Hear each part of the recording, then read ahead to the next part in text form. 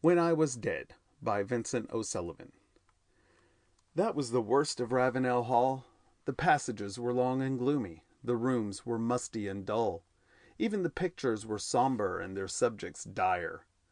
On an autumn evening, when the wind soughed and wailed through the trees in the park, and the dead leaves whistled and chattered, while the rain clamored at the windows, small wonder that the folks with gentle nerves went astraying in their wits. An acute nervous system is a grievous burden on the deck of a yacht under sunlit skies. At Ravenel, the chain of nerves was prone to clash and jangle a funeral march.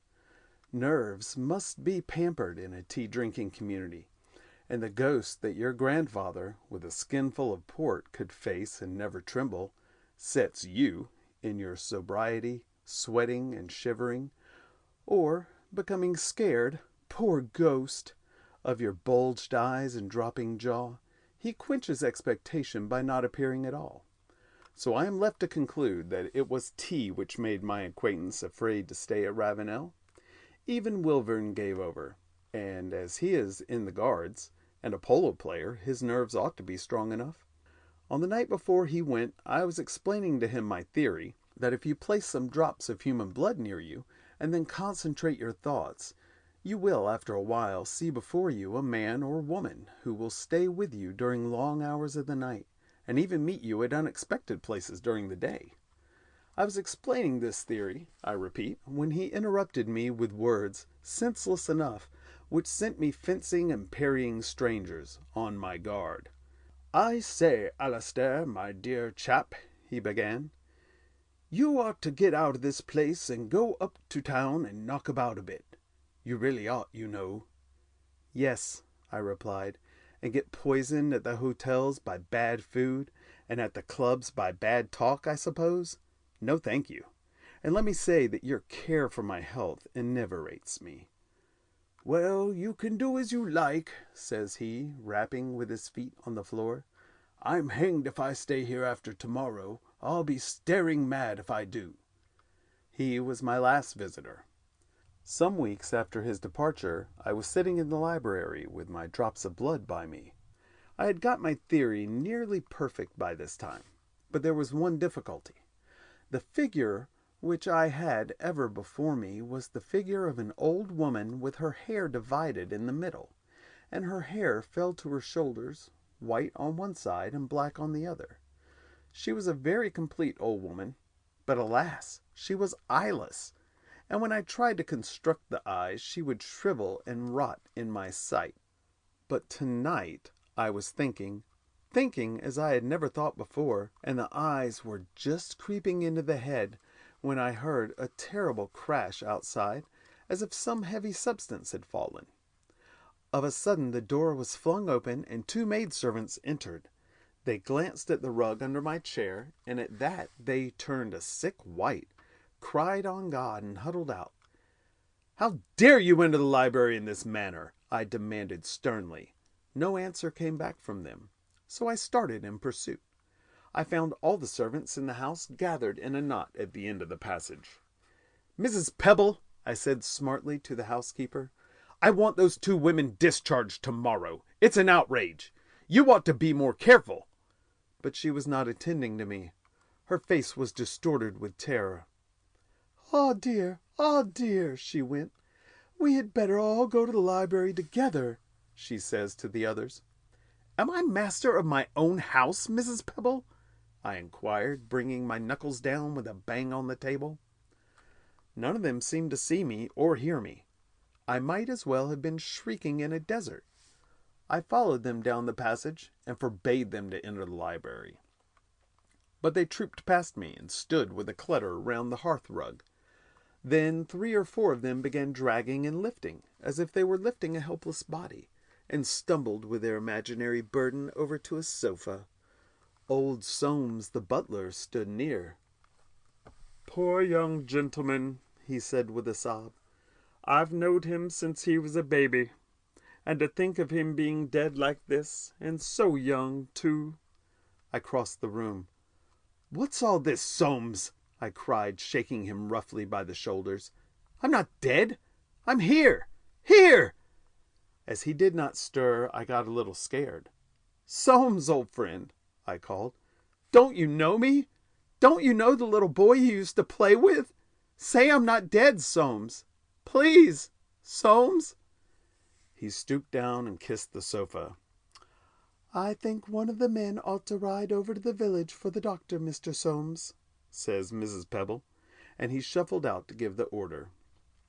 Now, this doctor was an ignorant dog, whom I'd been forced to exclude from the house because he went about proclaiming his belief in a saving God at the same time that he proclaimed himself a man of science. He, I was resolved, should never cross my threshold, but I followed Mrs. Pebble through the house, screaming out prohibition. But I did not catch even a groan from her, not a nod of the head, nor a cast of the eye, to show that she had heard. I met the doctor at the door of the library. "Well," I sneered, throwing my hand in his face, "have you come to teach me some new prayers?" He brushed by me as if he had not felt the blow, and knelt down by the sofa. "Rupture of a vessel on the brain, I think," he says to Soames and Mrs. Pebble after a short moment. "He has been dead some hours, poor fellow. You had better telegraph for his sister, and I will send up the undertaker to arrange the body." "You liar!" I yelled. "You whining liar! How have you the insolence to tell my servants that I am dead, when you see me here face to face?" He was far in the passage, with Soames and Mrs. Pebble at his heels, ere I had ended, and not one of the three turned round. All that night I sat in the library. Strangely enough, I had no wish to sleep, nor during the time that followed had I any craving to eat. In the morning the men came, and although I ordered them out, they proceeded to minister about something I could not see. So all day I stayed in the library, or wandered about the house, and at night the men came again, bringing with them a coffin. Then, in my humor, thinking it a shame that so fine a coffin should be empty, I lay the night in it, and slept a soft dreamless sleep, the softest sleep I have ever slept. Then the men came the next day. I rested still, and the undertaker shaved me, a strange valet. On the evening after that, I was coming downstairs when I noted some luggage in the hall, and so learned that my sister had arrived. I had not seen this woman since her marriage, and I loathed her more than I loathed any creature in this ill-organized world. She was very beautiful, I think, tall and dark and straight as a ramrod, and she had an unruly passion for scandal and dress. I suppose the reason I disliked her so intensely was that she had a habit of making one aware of her presence when she was several yards off. At 9:30 my sister came down to the library in a very charming wrap, and I soon found that she was as insensible to my presence as the others. I trembled with rage to see her kneel down by the coffin, my coffin. But when she bent over to kiss the pillow, I threw away control. A knife which had been used to cut string was lying upon a table. I seized it and drove it into her neck. She fled from the room screaming. "Come, come!" she cried, her voice quivering with anguish. "The corpse is bleeding from the nose!" Then I cursed her. On the evening of the third day there was a heavy fall of snow. About 11 I observed that the house was filled with blacks and mutes and folk of the country, who came for the obsequies. I went into the library and sat still and waited. Soon came the men, and they closed the lid of the coffin and bore it out on their shoulders. And yet I sat, feeling rather sadly that something of mine had been taken away. I could not quite think what. For half an hour, perhaps, dreaming. And then I glided to the hall door. There was no trace left of the funeral, but after a while I sighted a black thread winding slowly across the white plain.